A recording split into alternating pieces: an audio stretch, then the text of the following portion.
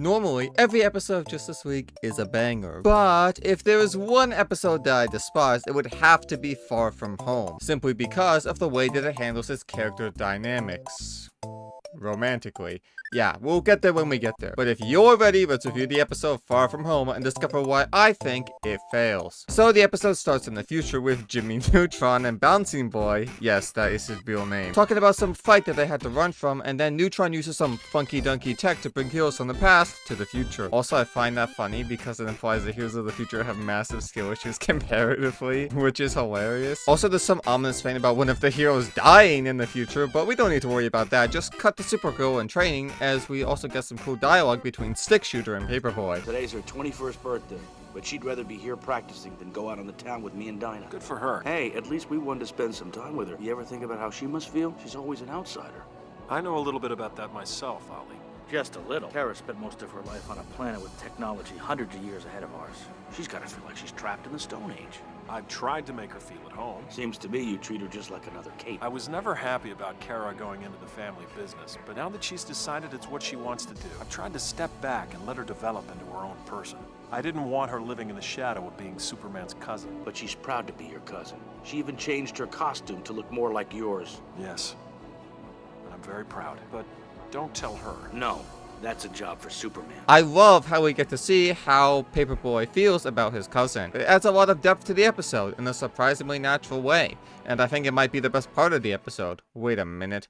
I'm supposed to hate this episode, right? We gotta get back on track. Well, it's a shame that them talking about how she feels like she's in the Stone Age has actual meaning for later. But then, the magic bubble appears and finally puts them in the future, where they hear some bibble babble about dire situations and living robots. You know, useless roller stuff that's not important at all. Oh yeah, also Brainmaker makes a remark about not liking time travel, which is funny if you know the show. Time travel. Swell. Bro has actual PTSD from time travel incidents. But then the cousin makes a remark about not trusting Neutron and that he's cute? Just because he's seriously cute doesn't mean we should trust a brainiac. Seriously cute. Which, trust me, is important for later, okay? Then there is some drama about Neutron not telling the cousin that she is going to die. Oh noes, the horror. The date we pulled her from is exactly when Supergirl vanished from the historical records. Brainy, she's going to die. Telling her could change history. Keep quiet, Chuck. Being organic and having a heart, not the same thing. Anyway, insert fight scene, control trips, and questionable jokes by the cousin. That was unnecessary. My belt protects me from any impact. Maybe I was just trying to cop a feel. Where the villains end up stealing Brainmaker. Oh yeah, and now seems like a good time to talk about them. They are bland, uninteresting, and I barely even know what their motivations are other than using Brainmaker for something, I guess. Mid.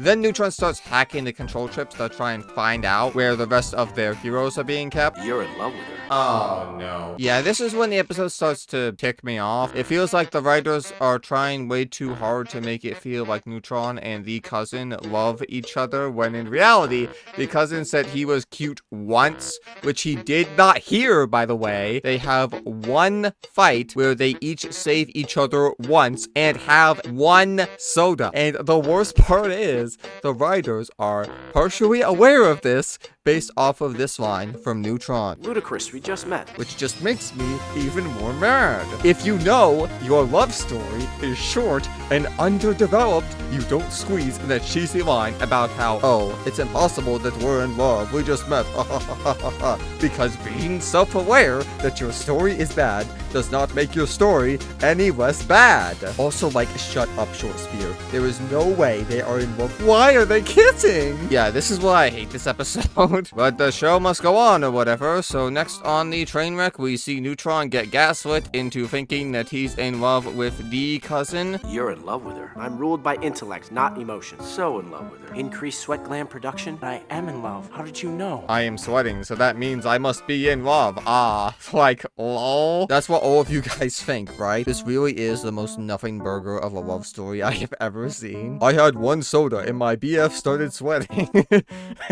Wow, what a love story. Just call me Cupid, Junior. Just stop it, Short Spear. I never miss. Please! So then we get even more interactions and jokes between the, lovers. What's that? A Legion flight ring. All of us have one. So does this mean we're going steady?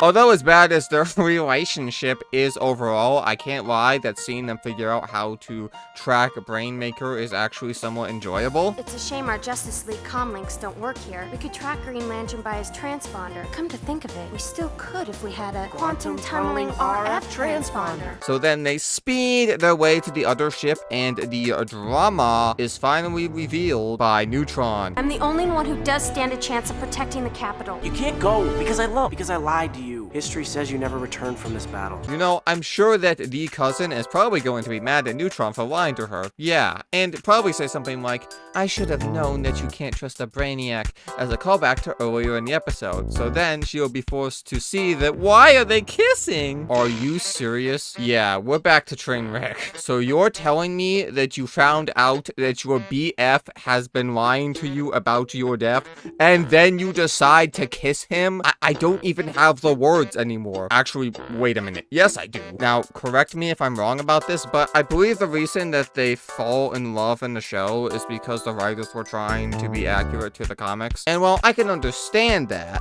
the writers have been known to make changes to the material in the past. For example, in S-Task, fittingly, they add Neutron to Krypton and have him be the cause of the planet's destruction. Well, that and people's stupidity when it comes to AI. And before anyone says so, yes, I know that these are technically different shows, but they both take place in the same universe. So I feel that comparison between the two is acceptable. Where was I?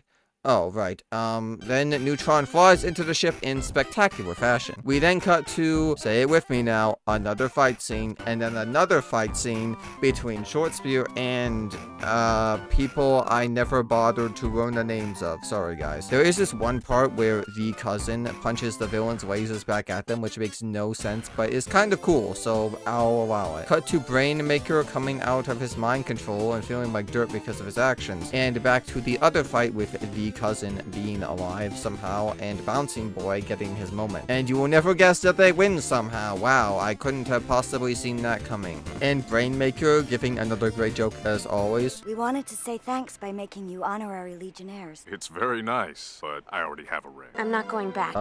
Wait a minute. This can't be right. What do you mean the cousin decides to stay? Girl, let me remind you that you two shared a single soda and very little else. Am I going insane? I don't care anymore, wrap it up. They go back to the present, message to Paperboy. I feel I belong here. She's a grown woman now. Wait, you just made me care again. She's a grown woman now? Are we for real? What do you mean, brother?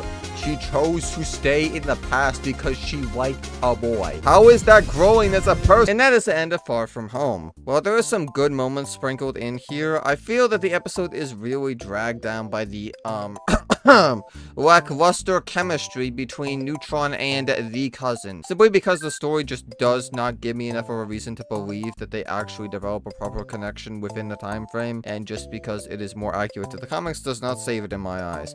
Not to mention that the villains are, in my opinion, very bland and uninteresting both in the personality department and motivation department. Except for maybe that one lady, but everyone else is bland as could possibly be. But with that being said, I am always open to discussion. So, what do you think? Was I too hard on this episode, or do you believe that their relationship actually works? Let me know in the comment section.